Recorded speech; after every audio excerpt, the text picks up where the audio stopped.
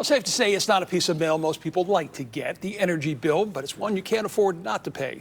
This bill will likely go up 10 to 15% wherever you live this summer, according to the Northeast Ohio Public Energy Council. Last week, Good Morning Cleveland warned you about the too good to be true prices from energy suppliers. And today, News 5's Elizabeth Van Mitri shares ways to not waste your money while keeping the lights on.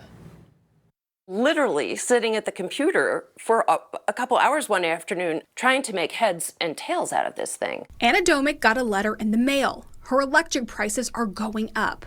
Though if it wasn't for a neighbor pointing it out, she may have never noticed. Unfortunately, the new negotiated rate for this year was so much worse than last year's that I wound up researching how to opt out of it. She has the choice. Ohio is a deregulated state.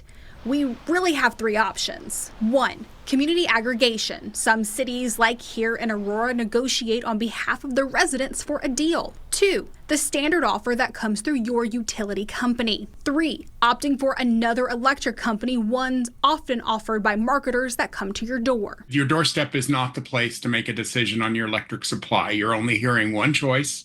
You're not able to compare it to other choices.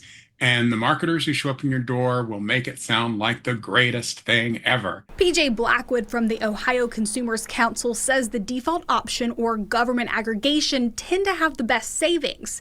And researchers agree. Ohio State University reviewed energy prices from 2014 to 2023 and found 72% of alternative electric choices weren't cost-saving at all. Noah Dormady, who was part of that study, says it's not a good thing. In a competitive market, you should not see prices that are well above a competitive price exist and persist for years and years and years. And that's what we see in these markets. So we're seeing a fundamental market failure in these markets. Using comparison tools like apples to apples is the best way to make sure you have a say in what you pay.